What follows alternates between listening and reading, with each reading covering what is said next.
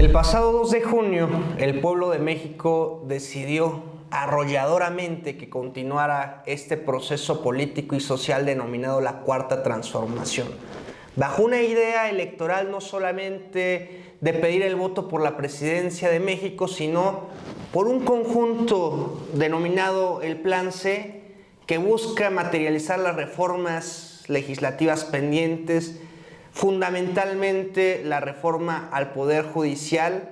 Vamos a hablar de eso hoy en El Ciudadano México y de las implicaciones, las reacciones que los gobiernos de Estados Unidos y Canadá han tenido también al respecto. Agradecemos mucho al doctor Óscar Jiménez, politólogo de la Universidad Autónoma de Puebla, al doctor Juan Jesús Limón, abogado también de la Universidad Autónoma de Puebla, y al doctor Hervé Rivera, también politólogo de la UAP, su participación.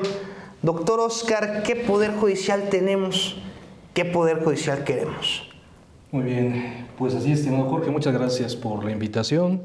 Un cordial saludo a mis compañeros de la mesa de discusión. Bueno, pues efectivamente, ¿qué poder judicial tenemos? Bueno, pues el más corrupto de México. Está actuando como una correa de transmisión propiamente los intereses de los poderes fácticos, principalmente del gobierno de Washington, de los grupos criminales, del empresariado, de las grandes transnacionales, tanto mexicanas como extranjeras, y pues efectivamente, como hemos dicho, un poder judicial bastante corrupto, que pues efectivamente las cuestiones de la justicia para el pueblo están completamente desaparecidas o no existen.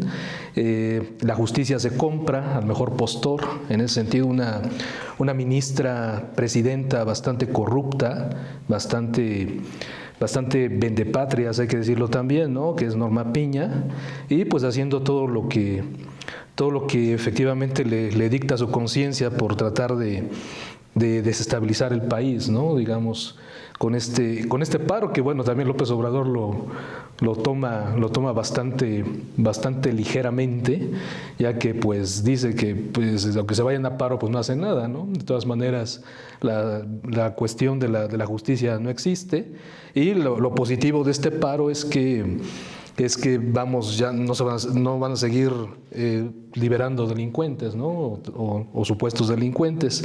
Entonces, ese es el estado del Poder Judicial, completamente podrido.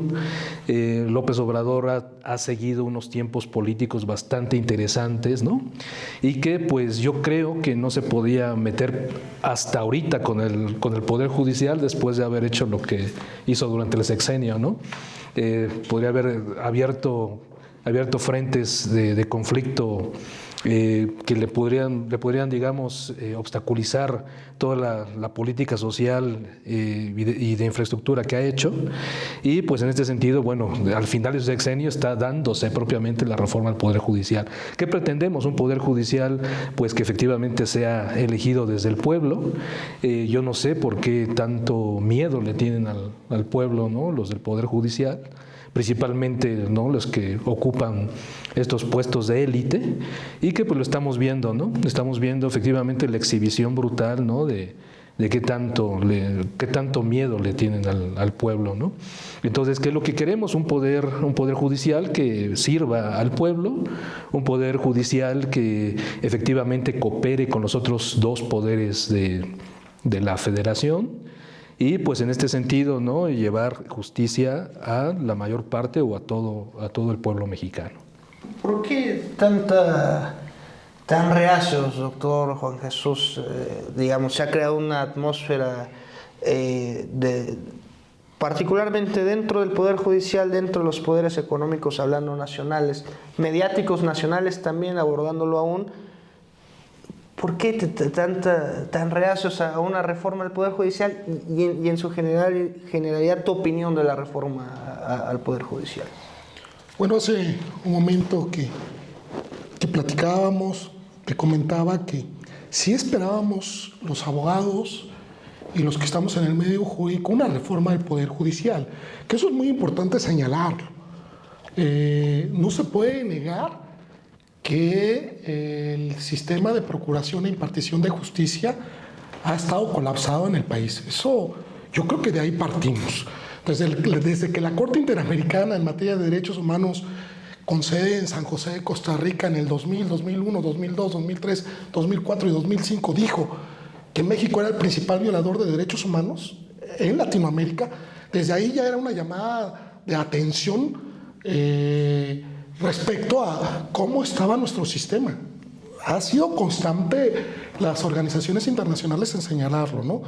Cuando el país le pide a la Corte que se nos diga por qué es que se ha llegado a esa determinación, bueno, pues el dictamen incluía lo que estaba sucediendo con las desaparecidas de Chiapas, de Juárez, lo que estaba sucediendo con los militares, con este fuero que tenían, sí. Lo que estaba sucediendo con los migrantes en el sur del país, ¿no? Desapariciones, secuestros. Eso precisamente hizo que iniciara una serie de reformas como la del 2008, la del sistema de juicios orales, ¿no? Las reformas del 2009, las del 2010, estas reformas donde la Constitución por primera vez nos habla del término de derechos humanos porque la Constitución no lo reconocía, hablaba de garantías individuales como si fueran sinónimos, ¿no? Y son cosas diferentes. Yo creo que habría que regresar a nuestros juristas y a nuestros legisladores de esa época, pues a sus clases de Ferrajoli, ¿no? Lo que es el garantismo y lo que eran derechos humanos. Entonces, se inició una serie de reformas en materia penal, en materia constitucional, en materia de amparo incluso, precisamente donde todo giraba para que el Estado observara y viera los derechos humanos. Entonces, partimos de que es indefendible el sistema de procuración e impartición de justicia. Cuando el INACYPE sale y pregunta a los mexicanos en esa época, estoy hablando que el presidente era Felipe Calderón, cuando el INACYPE sale y pregunta, pues resulta que de cada 100 delitos que se cometen en el país, los mexicanos solo denunciaban 10, 90 no eran denunciados. Sí.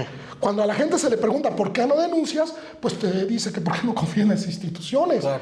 Y de acuerdo, y no me dejará mentir mi querido amigo el doctor Oscar, de acuerdo a las teorías de Samuel Huntington, el padre de las instituciones, si una institución no tiene confianza por parte de la ciudadanía, esa institución tiene que desaparecer. Hablando del 75% si no hay confianza. Y los mexicanos hablaron, no tenían confianza en la policía, no tenían confianza en los ministerios públicos, sí. No tenían confianza en los jueces.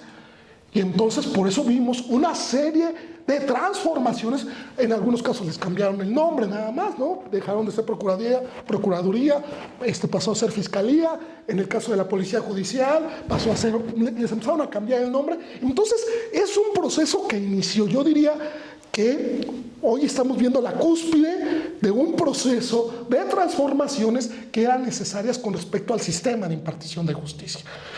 Sin embargo, lo que hemos venido diciendo es que tendremos que estar muy atentos a que lo que hoy ha sido aprobado por la Comisión de Puntos Constitucionales con respecto a la reforma judicial de la Federación vaya en serio.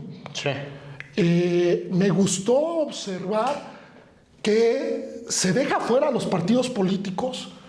Me gustó observar que se dice que no va a haber campañas como a las que estamos acostumbrados, coca-coleras, ¿no? Donde te doy tu bolsita, donde te compro la conciencia. Me gustó ver eso.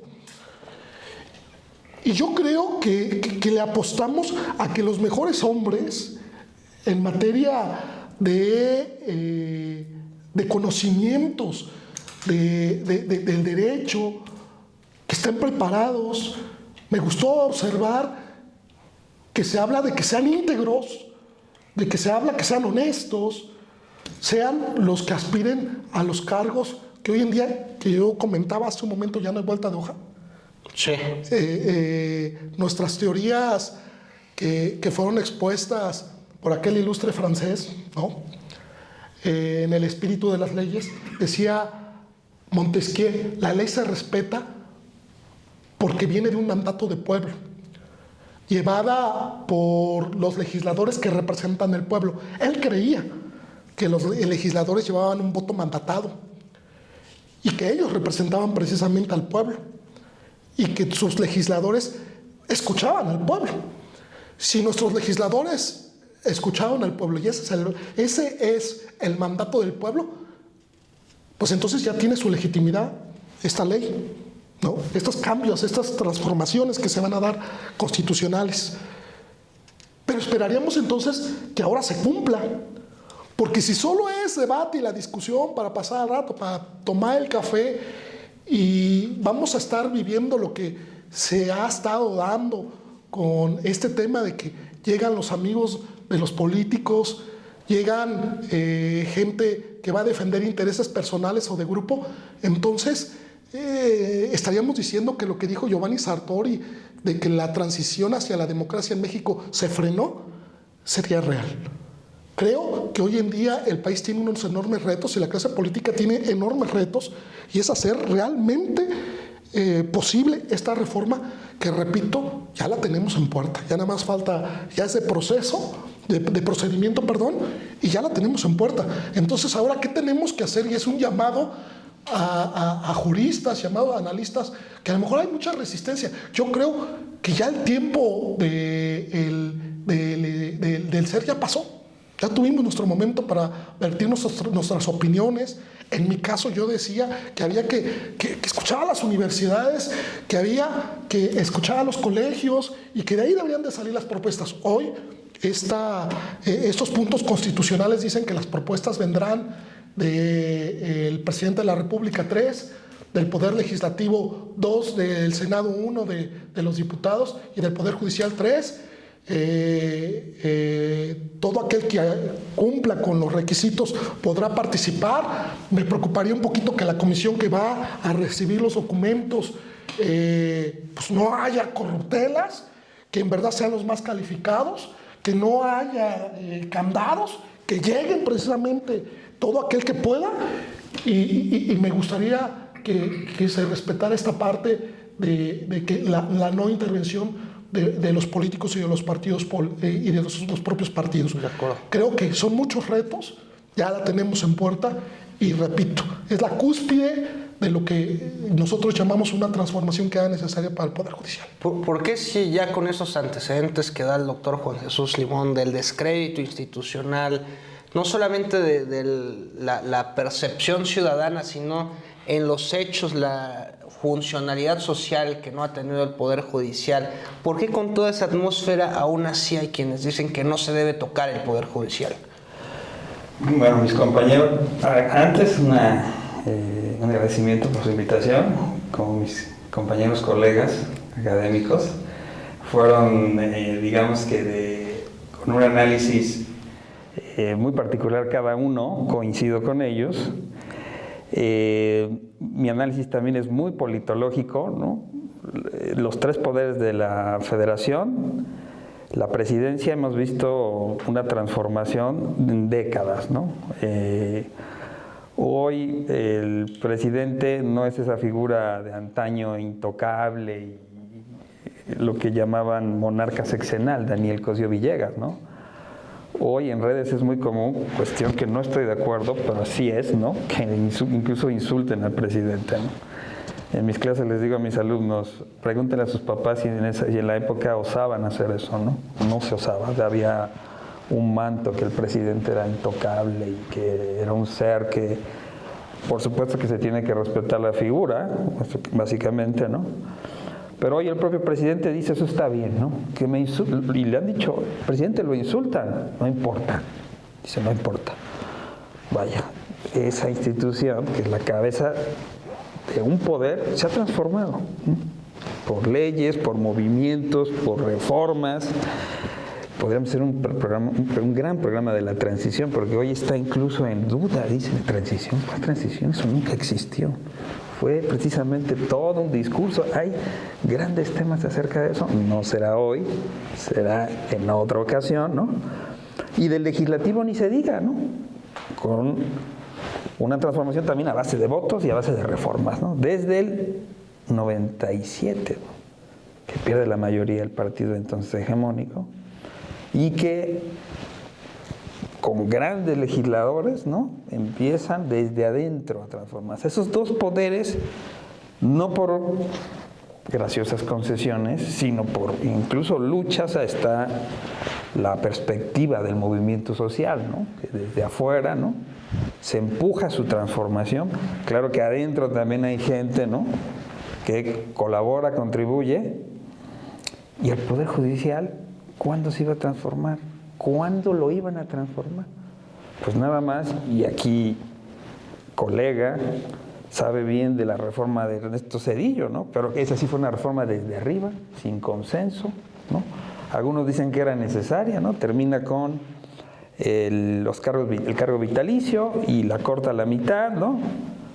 Y se habla entonces en el momento, porque ahí están los periódicos, nada más hay que remitirse al archivo hemerográfico, ¿no? Dicen técnicamente ahí, pues descabezó un poder, ¿no? Pero era otro México, era ese México que algunos hoy quisieran que regresara, ¿no? No va a regresar, es muy difícil, ¿no? Y era una asignatura pendiente, la transformación del Poder Judicial, ¿no? En un ejercicio comparado, hace un par de semanas vino la expresidenta Cristina Kirchner y ella hizo un anuncio público y dijo: ustedes están haciendo lo que yo no pude hacer en Argentina. Y por ahí anda Pablo Iglesias también diciendo: en España el Poder Judicial es el resabio del conservadurismo y del franquismo, ¿no? Y en Chile, pues bueno, en Chile ya vemos lo que está pasando, ¿no? En todos estos países es muy difícil transformar un poder que, de hecho, todo el poder político es conservador, vamos a decirlo más, pero quizás el Poder Judicial es lo más conservador que podamos encontrar, ¿no? Era necesario. Por supuesto que el presidente López Obrador, vamos a decirlo así, dio su último gran movimiento en esta, porque era muy complicado hacerlo previo. No obstante que supimos que tenía cierto consenso al principio, ¿no?, de su mandato. Pues en la intermedia hay un desgaste, hay una... Sí, pierden muchos legisladores. Que es natural, que además, por favor, el discurso de la dictadura y del autoritarismo, vaya, ¿qué autoritarismo hay con gobernadores de oposición, presidentes municipales de oposición, ¿no?, de grandes ciudades? Propio Puebla, gobernada por el Partido Acción Nacional, vaya. Discursos que no se sostienen, ¿no? Y que hoy es ya una batalla política, ¿no?, con adversarios verdaderamente poderosos, ¿no?, que son el poder económico local, oligarquía, vamos a decirlo así. El propio presidente habla de oligarquía, ¿no? Coincido. Gobiernos extranjeros, por supuesto. Y esta oposición que no se acaba todavía de dar cuenta, no de hace 3 años, desde hace 6 años, ¿no?, que una parte del país quiere cambios, quiere un rumbo y se niega, ¿no? Se niegan fehacientemente a decir, y cierro con, hoy el presidente lo retoma, ¿no?, esta entrevista de Héctor Aguilar Camí: nuestro análisis es equivocado, si la gente no lo entiende, es nuestro problema. Yo dije, caray, ¿no?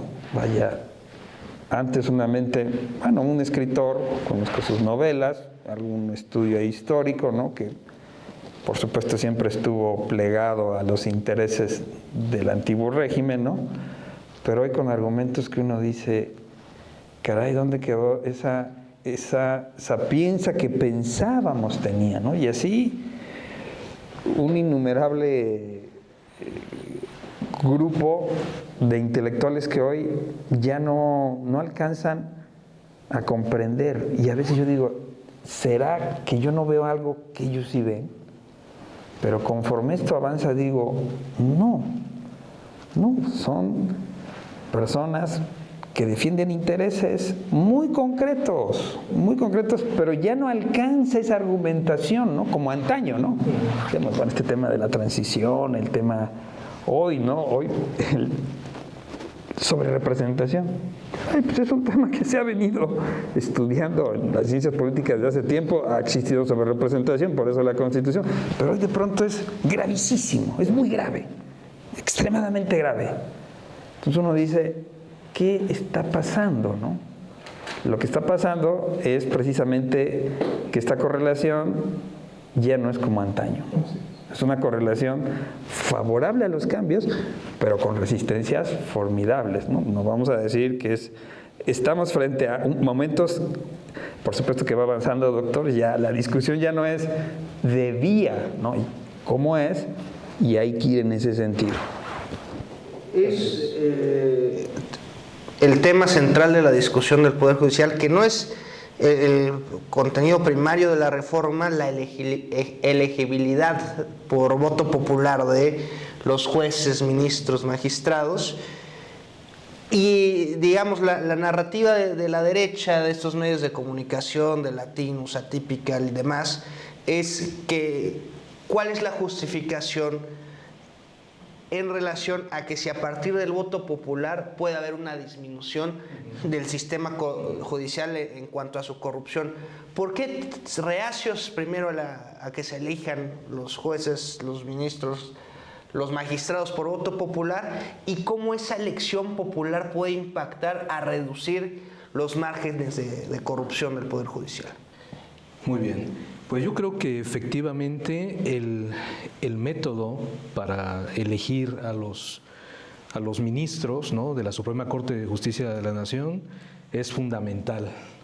Y que yo creo fehacientemente que a partir de la elección a través del voto popular de estos ministros va a disminuir la gran corrupción, ¿no?, de estos personajes, ¿no? Para empezar, ¿no?, durante todo el sexenio, todos los ministros, con algunas excepciones, bueno, Lenia Batres, sí, todos, absolutamente, digamos, violando la Constitución al ganar o al pretender ganar, y en los hechos ganando más que el presidente, ¿no? Entonces, desamparándose, haciéndose sus amparos corruptos, sus amparos, vamos, o triquiñuelas propiamente en ese sentido. Y pues bueno, yo creo, ¿no?, que efectivamente a través de este método, ¿no?, del voto popular va a disminuir la corrupción en el Poder Judicial, ¿no? Entonces es fundamental que también este tercer poder constitucional sea electo por el voto popular. ¿Cómo es posible que el poder legislativo, el poder ejecutivo, en los tres niveles de gobierno, sí, bueno, al menos dos, no los tres niveles, ¿no?, municipal, estatal, federal, digamos, se haga a través, ¿no?, del voto popular, y el Poder Judicial no sea electo por este método, ¿no? Entonces tiene que efectivamente meterse al mismo redil, ¿no?, al mismo cajón, precisamente para disminuir la corrupción, ¿no? Entonces sí es muy importante, ¿no?, este asunto. Pero digamos, lo que me llama la atención, ¿no?, es que se paren de pestañas, ¿no?, de una manera tremenda, ¿no?, vamos, sabiendo que van a ser electos a través, ¿no?, del voto popular, ¿no? Sí. Y en ese sentido, bueno, pues lo que comentaba también el doctor Hervey, ¿no?, el asunto de la sobrerepresentación, ¿no?, digamos, haciendo los partidos políticos de oposición declaraciones absurdas, ¿no? Y es efectivamente lo que está detrás, ¿no?, de este discurso de la sobrerepresentación, ¿no?, la reforma al Poder Judicial, ¿no?, porque efectivamente con la mayoría calificada, tanto en la Cámara de Diputados como en la de Senadores, que faltarían 3 diputados, aunque ya se anunció que ya los consiguieron, sí, efectivamente, bueno, se va a poder hacer esta reforma al Poder Judicial, ¿no? Pero digamos, escuchando las declaraciones de Cortés, Marco Cortés, bueno, más que Alito, porque Alito no lo he escuchado decir tanto como Marco Cortés y otros personajes de la derecha, ¿no?, que digamos, esto está vulnerando, ¿no?, la democracia, ¿no?, y que no le den la sobrerepresentación a Morena, cuando efectivamente nuestro sistema electoral o nuestro sistema político tiene dos sistemas electorales fundamentales, que es de mayoría relativa y representación proporcional. Precisamente por esta combinación puede darse sobrerepresentaciones, ¿no?, que nunca pusieron sobre la mesa, ¿no?, los partidos de la oposición. Pero digamos, lo que está detrás efectivamente la reforma al Poder Judicial, ¿no? Entonces, su última baraja está con el Tribunal Electoral del Poder Judicial de la Federación, que a más tardar este viernes, ¿no?, avalarán propiamente lo que ya estableció, ¿no?, el INE. Que dicho sea de paso, ¿no?, Guadalupe Tadei, ¿no?, ha hecho un mejor papel que todos los consejeros presidentes juntos, ¿no?, incluyendo Lorenzo Córdoba, entre otros, ¿no? Que entonces, ya además, con una declaración, perdón, sí, realmente cínica, ¿no? Sí, sí, completamente. Diciendo, bueno, una consejera que representa intereses presentando un proyecto, ¿no? Y Lorenzo Córdoba públicamente en su cuenta de X diciendo, esa consejera tiene razón, porque nosotros debimos hacerlo. Ya en un cinismo, ¿no? Diciendo, exhibiéndose, ¿no? No, fue verdaderamente burla de todos los periodistas, ¿no? Diciendo, bueno, oye, ¿por qué no mejor aprovechas el silencio, que muy pocos saben que es una gran oportunidad, ¿no? De aprovechar un silencio digital, por supuesto, ¿no? Porque de decir, hablando ya en términos técnicos, ¿no?, arregle eso que casi nosotros no quisimos ver. Es ya, o sea, estamos, les digo a mis alumnos, en momentos inéditos que yo nunca pensé ver. Nunca pensé ver. Gente que incluso un tiempo yo consideré gente muy seria, muy honorable, cayendo en desfiguros, grandes desfiguros. Uno dice, pero entonces, ¿qué hay detrás de eso? Eso tiene una explicación. No es que de pronto haya gente enloquecido. Hay algo detrás. Pues hay defensa de intereses, hay un status quo que se está yendo, se les está yendo de las manos, ¿no? Ya ha superado, doctor Jesús, este trance de la sobrerepresentación. Es inminente, como comentabas en el inicio, que esta reforma, bueno, ya en comisiones ha estado aprobada, pero nace un reducto fuera de México. Aparece el ministro Ken Salazar, el embajador Ken Salazar, cuando antes, 2 semanas antes, yo escuché en estas ruedas de prensa que ahora ya le ha sido ordinaria realizar, incluso comentando en el derecho comparado que en Estados Unidos hay elecciones a jueces de manera popular, no lo veía tan mal. De pronto sale a leer ahí un manifiesto casi alertando estruendosamente que la materialización de esta reforma pondría en riesgo las relaciones diplomáticas con Estados Unidos, las relaciones económicas, lo relativo a la hora TEMEC. Acto seguido vemos en el Washington Post, en Wall Street Journal, en los medios de comunicación importantes que informan a los inversionistas, igual alertados, que sean cuidadosos con las inversiones que hacen a nuestro país, porque la materialización de esta reforma podría poner en vilo los capitales.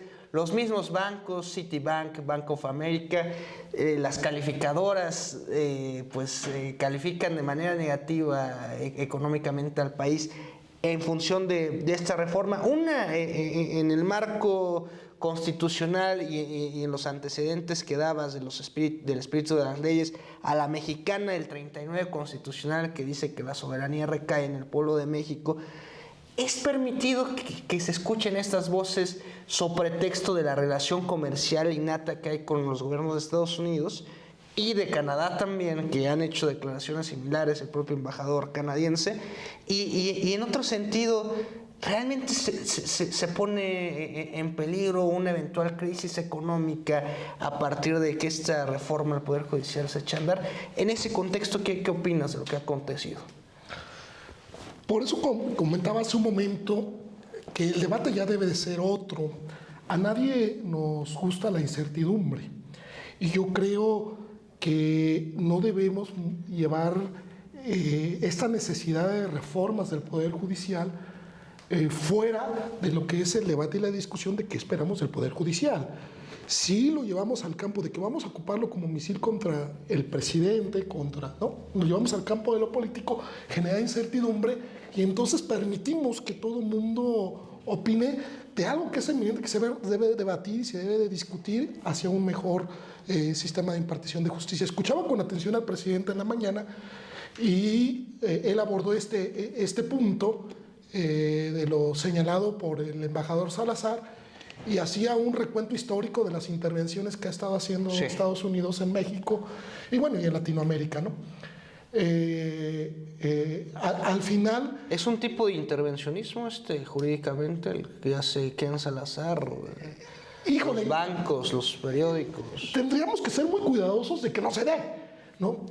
En el marco de los derechos humanos, y eso es importante señalarlo, los estados-nación sí pueden hacer opiniones, lo que decía hace un momento, ¿no? Organismos internacionales, México ha hecho opiniones con respecto a cuando hay violación de derechos humanos, a qué habría que separar. Por eso te decía que si no sabemos de lo que hablamos, tenemos que ser muy cuidadosos. Por lo que decía mi amigo el doctor Oscar, ¿no?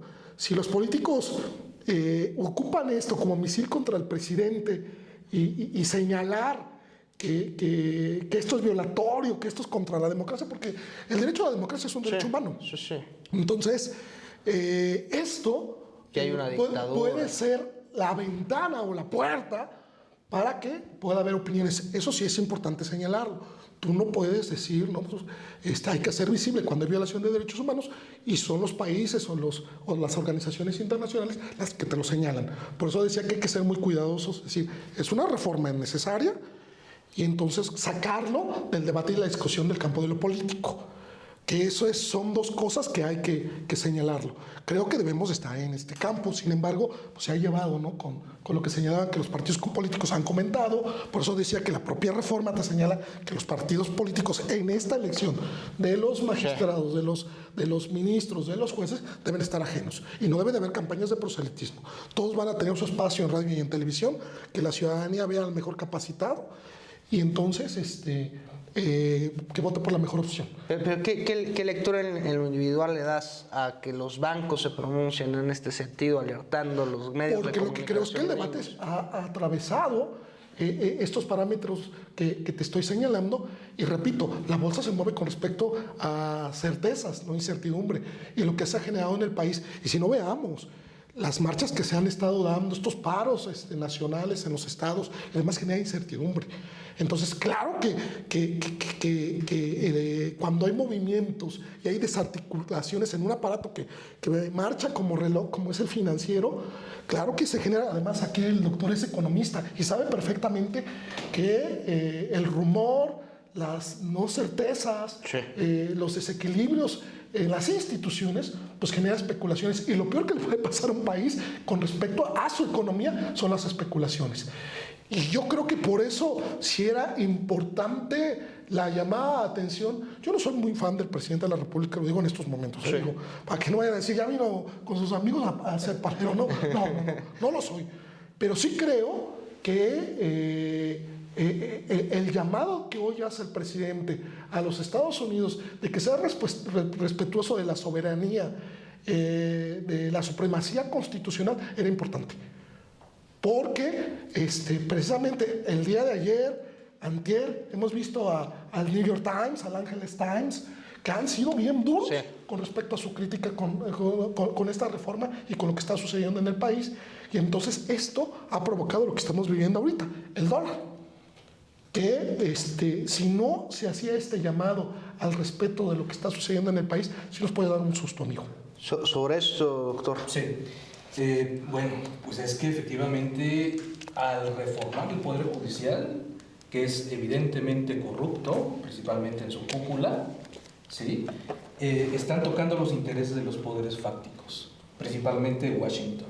Y es por eso que sale Ken Salazar a decir, ¿no?, estas declaraciones desafortunadas, y que López Obrador también dijo, bueno, no puedes hacer intervencionismo. Y desde mi punto de vista hay un fuerte intervencionismo con sus declaraciones. López Obrador no puede ir a hacer declaraciones con respecto a la política interna de Canadá o de Estados Unidos o de cualquier otro país. Entonces están tocando los poderes fácticos, los intereses económicos, los intereses de la seguridad nacional de los Estados Unidos, y por eso, precisamente por eso están parados de pestañas, ¿no? Entonces, en ese sentido es tan fuerte, ¿no? Lo que se viene, esta coyuntura política, que evidentemente es política, todo lo político está en todas partes, no podemos soslayar absolutamente nada, y en ese sentido, bueno, están tocando intereses, muy particulares de los poderes fácticos, ¿no? Repito, intereses fácticos, el gran empresariado, las grandes transnacionales, tanto mexicanas como extranjeras, sí, el gobierno de Washington, propiamente el otro poder fáctico que es el crimen organizado, ¿no? Entonces, como el Poder Judicial da pauta a todos estos intereses, entonces, como efectivamente viene esta reforma y viene a meterlos en cintura para disminuir en gran medida la corrupción, por eso efectivamente esta reacción, ¿no? Entonces, ya está Norma Piña, digamos, asusando a sus propios trabajadores, cuando ya se dijo que efectivamente los derechos laborales no van a ser tocados, ¿no? De los trabajadores de a pie, ¿no? Entonces, este es el punto fundamental, que están tocando los intereses económicos, los intereses políticos, y de otra naturaleza, ¿no? De los poderes fácticos. Entonces, por eso es la reacción, ¿no? La reacción propiamente, ¿no? Del Poder Judicial, y no solamente el Poder Judicial, sino de estos intereses, ¿no? Y pues ahí está también el asunto del lawfare, ¿no? Sí. ¿No? Entonces, digamos, sí, efectivamente, lo que bien decía también el doctor Hervey, ¿no? Que Cristina Fernández de Kirchner, la expresidenta argentina, bueno, pues efectivamente está sorprendida, ¿no? con esta reforma, porque le van a poner un alto al poder que tenía Washington de hacer golpes de Estado a través del Poder Judicial, ¿no? Entonces, con esta reforma, México va a estar salvaguardado en este sentido, ya no va a estar tan presente el peligro, ¿no? De un golpe de Estado a través del Poder Judicial. Entonces es fundamental, ¿no? Fundamental que México se blinde en este sentido contra golpes de Estado a través del Poder Judicial. Entonces, es sumamente importante. Y también algo que hay que poner sobre la mesa es la defensa de la soberanía, sí, ¿no? De la soberanía nacional, digamos, que es efectivamente la libertad de todo pueblo, la libertad de todo Estado-nación de autodefinir su propio gobierno, ¿no? Entonces, México, a través del gobierno de López Obrador, ha recuperado su soberanía energética, su soberanía alimentaria, su soberanía económica, y en ese sentido, ¿no? Digamos, esto es un fuerte punto para que, digamos, Estados Unidos no tenga la tentación, ¿no? De hacer un golpe de Estado en ese sentido. ¿Cuántas reformas ha impedido el Poder Judicial, ¿no? ¿Cuántas reformas ha obstaculizado el Poder Judicial, ¿no? Más de 50, entre ellas la reforma electoral, la reforma energética, la reforma eléctrica, sí, ¿no? Y este asunto de la Guardia Nacional, ¿no? Todo lo han obstaculizado. Pero ¿quién está detrás? Washington, los otros poderes fácticos. Hay que verlo así. Y evidentemente es un asunto político, el estudio de las relaciones de poder. Hablamos ya de lawfare al inicio, y también hacías, digamos, un símil a que ya este proyecto de nación, desde los poderes ejecutivos, desde el Poder Ejecutivo Federal, los estatales, en el legislativo también se ha echado a andar, y falta el Poder Judicial. La narrativa contraria a ello es que habrá un poder absoluto, que será una dictadura, que es antidemocrática, y en la teoría de contrapesos, que sería no deseable, porque, digamos, en la naturalidad del curso, seguramente los eventuales jueces, magistrados y ministros tendrán una identidad política a quien ha impulsado esta reforma. ¿Es un riesgo democrático ese, que los tres poderes tengan una misma visión de país? Y también tu lectura complementaria sobre la reacción de Estados Unidos, no solamente del gobierno estadounidense, sino de los poderes fácticos estadounidenses respecto a la reforma. Lo he comentado con colegas que en México no estamos acostumbrados a ver y aceptar mayorías democráticas, ¿no? Venimos de una época larguísima de un partido hegemónico dominante que hacía fraude en elecciones para imponerse, ¿no? Y hoy, a partir del 18, ¿no? Que además, contra todo pronóstico, ¿no? Sí, 18, 21, digo que hubo elecciones intermedias, no es lo mismo que una presidencial, no genera la misma impulso ni la misma, vamos a decirlo así, apoyo, ¿no? Una mujer, primero, en la historia de México, la primera mujer en la historia de México, ¿no? Y además con más votación, ¿no? Con más votación que el líder que se pensaba imbatible, ¿no? López Obrador, ¿no? Sorprendió. Los especialistas siguen estudiando y plantean, ¿no? Bueno, pues es un refrendo a las políticas del presidente, a su plan, a su persona, y ya los economistas dicen, al final sí llegó eso al bolsillo, ¿no? Los economistas serios, porque también hay economistas verdaderamente que plantean, ¿no? Sí, absolutamente. Economistas muy serios plantean, no, con datos incluso de las hoy también en organismos autónomos que están ya de salida, ¿no? Coneval, ¿no? Dicen, ¿no? Ha llegado una mejora en el bolsillo en lo general. Porque hay que plantear, no, los programas sociales. Bueno, el PRI tenía programas sociales. El PAN llegó a tener programas sociales, vaya. Pero ahora, vamos a decirlo, universales, extendidos, también los especiales, y sin intermediarios, ¿no? Que parece que el intermediarismo era lo que daba pie a esto, ¿no? De que no llegaran, que incompletos, ¿no? Absolutamente clientelistas, ¿no?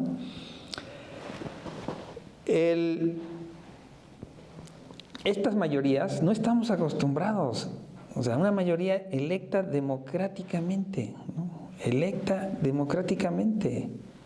Fue muy claro, no hay un asunto de, bueno, como hoy sí veo, ¿no? Dicen, México, sociedad dividida. Ahí están las elecciones. ¿Cuál división? Exacto. La verdadera sociedad dividida está en Estados Unidos. Ahí está, dividido. Yo no veo cómo puedan salir. Gane la candidata del Partido Demócrata, y bueno, ya que ellos expresan su opinión, el embajador, sobre nuestro país, yo me atrevo a expresar una opinión de su país, ¿no? Que es, yo no sé cómo puedan salir de este embrollo, ¿no? Porque hay quien cree que ganando la candidata demócrata se soluciona. No. ¿Qué va a pasar con esa base dura que no va a aceptar eso, ¿no? Y si gana el candidato del Partido Republicano, bueno, Trump, más que ser republicano, es un externo, ¿no? Que han arropado, ¿no? Esa sí es una sociedad dividida. Esa sí hay una sociedad dividida. Yo no veo ahí cómo el sentido del voto pueda ser mayoritario para uno. ¿Ves riesgo democrático en que el Poder Judicial tenga una identidad cuatroteísta? No. Aquí está nuestro especialista en Derecho. Me parece que la militancia no está en los requisitos, ¿no? Sino en todos abogados, porque hay quien planteaba, cualquiera puede ser. No, por favor, hay que ser serios. Alguien que trabaja en el Poder Judicial, por supuesto que debe ser abogado, punto. Eso no está en discusión, de ninguna manera. Hay quien plantea, el presidente planteó, puede ser un abogado recién egresado, y hay una discusión, ¿no? Hay quien plantea, no, debe tener 4 o 5 años de experiencia, debe estar ahí, bueno. No, yo no veo un poder judicial, vamos a decir, cuatroteísta, ¿no? Yo lo que veo es una democratización de un poder donde efectivamente hay muchas habilidades de comunicación de los candidatos, entonces contarán para presentarse a la ciudadanía. Por supuesto que cada perfil será auditado escrupulosamente por los medios de comunicación, quiero pensarlo, ¿no? Dirán, bueno, ¿cómo vive? ¿Cuál es su patrimonio? Porque al final son funcionarios públicos, ¿no? Como todo aquel que recibe un ingreso de los impuestos que pagamos los mexicanos, es un funcionario público, ¿no? Que además está sujeto a leyes de transparencia, que además debe ser escrutado, y que al ser una elección, pues va a haber los reflectores, ¿no? Ahí me parece que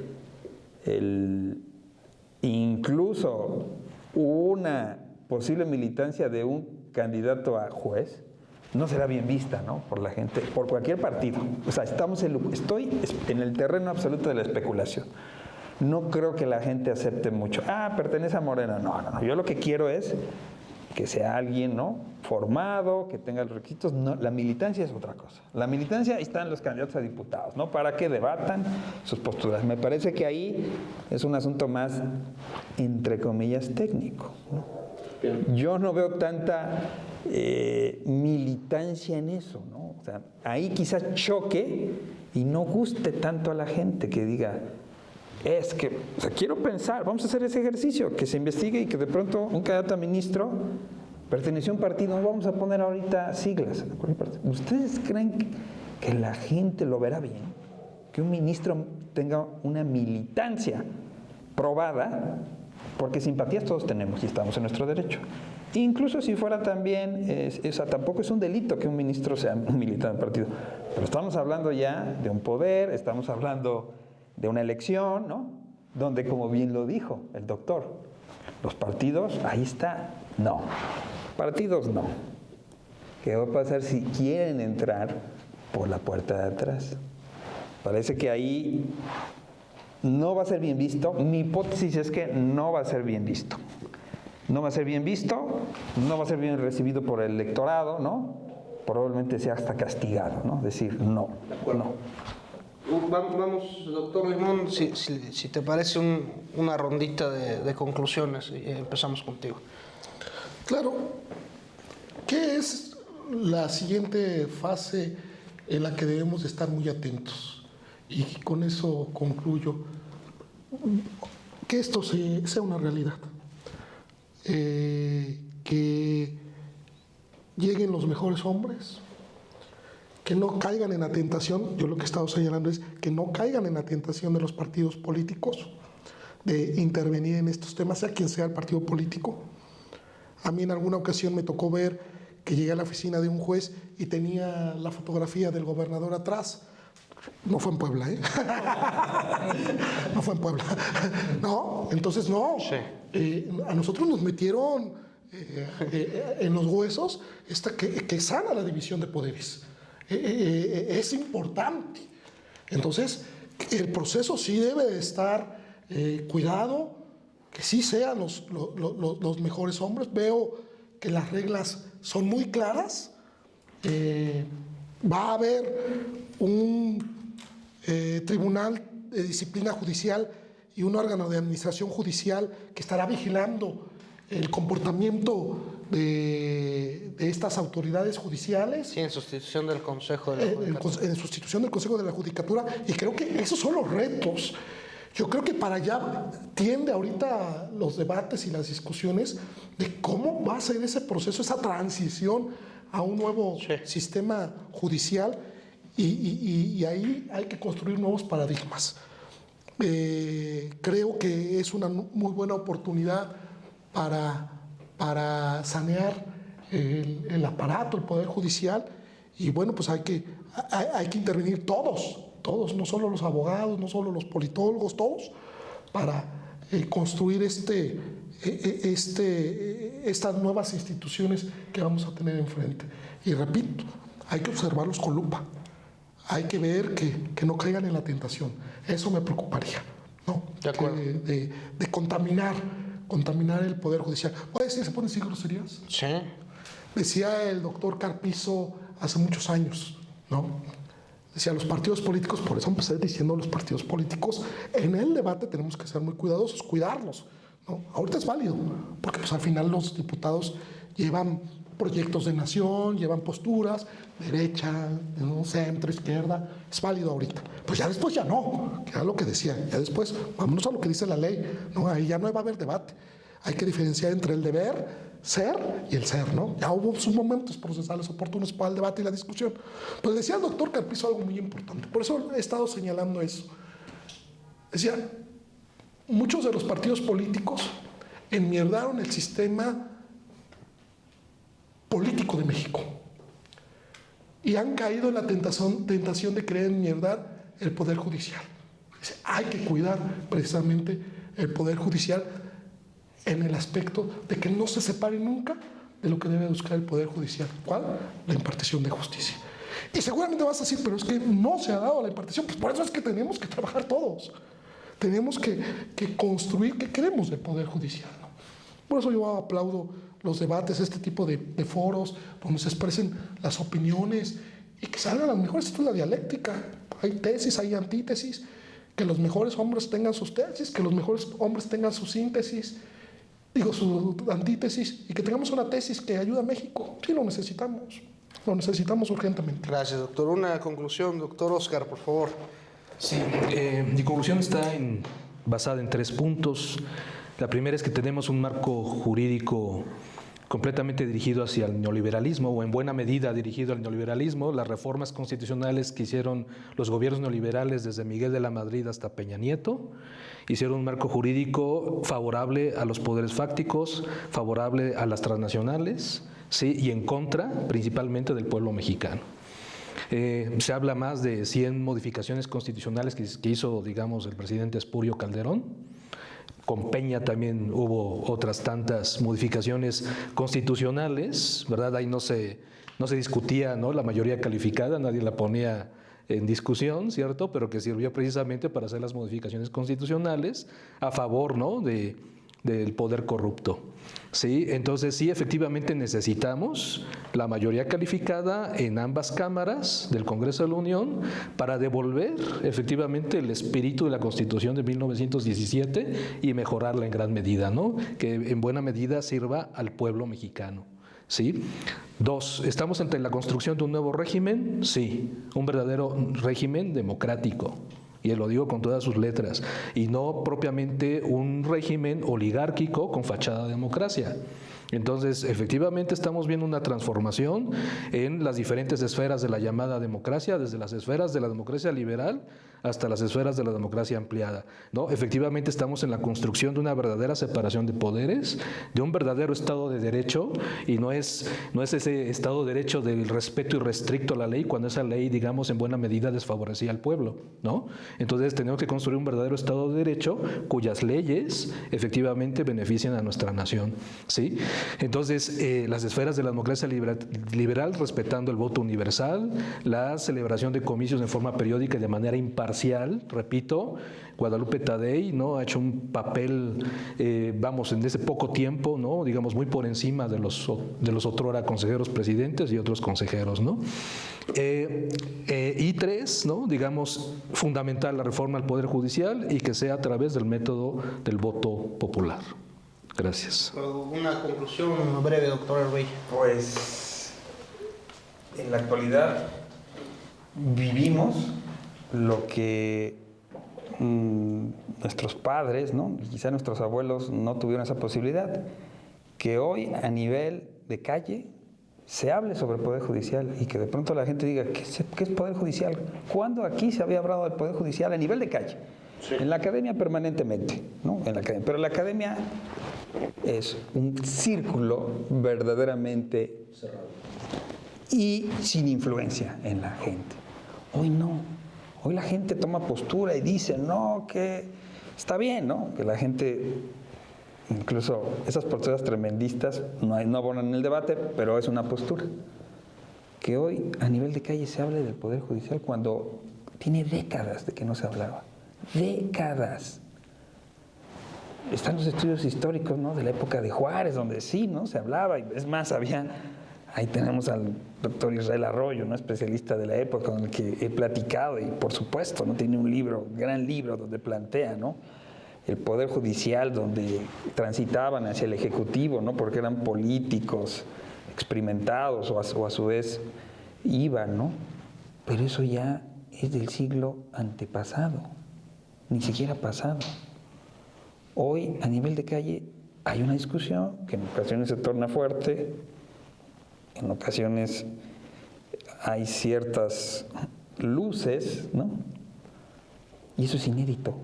Eso es lo que yo traigo, ¿no? A nivel de calle, con nuestra familia, con nuestros padres, que dicen, oye, el Poder Judicial. Eso, por supuesto, a la oligarquía, doctor, eso es desfavorable. No, eso...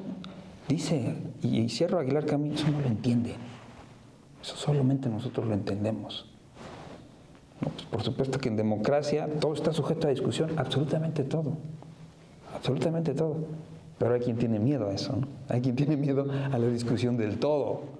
No, tiene que ser dirigida, tiene que ser. Y ahí pueden, ¿por qué? Porque, vamos a decirlo así, adquirimos conciencia de lo que no tuvimos durante décadas, ¿no? De los que nos fue pues prácticamente arrebatado, ¿no? Y que cuando osábamos, ¿no? Pues venía el garrote, ¿no? Esa época que unos quisieran que regresara y que cómo la añoran, ¿no? Pero antes vivíamos muy bien, hoy no. Absoluta libertad, ¿no? Incluso que puede ser libertinaje para otro programa, ¿no? Parando vías federales de comunicación durante días, ¿no? Y sin represión. Sí, y sin represión, que es discutible, vamos a decirlo así, no es discutible. Yo digo, yo tengo una postura, pero ¿cuál régimen autoritario? Si sabíamos que hace no pocos años, ¿no? ¿Cuál es el resultado de eso? Ni un día, no se cumplían 24 horas, ¿no? Hubiera habido ahí quizás hasta una masacre, ¿no? Y hoy no estoy aplaudiendo que se haga eso y que se haga el método, ¿no? Yo estoy dando una evidencia empírica de una absoluta ejercicio de libertades, punto, ¿no? Y esta del Poder Judicial, ¿no? Vamos a decirlo así, en el aspecto democrático es una muestra, ¿no? Dado el resultado abrumador de las elecciones, ¿no? Ahí está su fundamento, ¿no? No hay más que otros países digan, pero es que es regresivo. Bueno, pues es que hay un mandato, ¿no, doctor? Bueno, filosóficamente hablando, abrumador. Fue sorpresivo eso, creo que para todos, ¿no? Con eso quisiera concluir. En el 2018 se sentaron las bases de este primer piso de la transformación con la premisa de combatir la corrupción. Aspirando a un país de justicia, debe combatirse también la impunidad, y es ahí donde busca llegar esta reforma.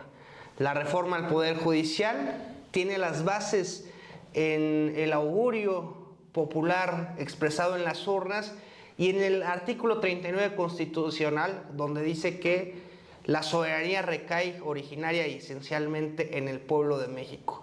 La reforma al Poder Judicial va, aunque no quiera Wall Street. La reforma al Poder Judicial va, aunque no quiera el embajador Ken Salazar. Esto es El Ciudadano México. Comenten, compartan. Nos vemos en la próxima.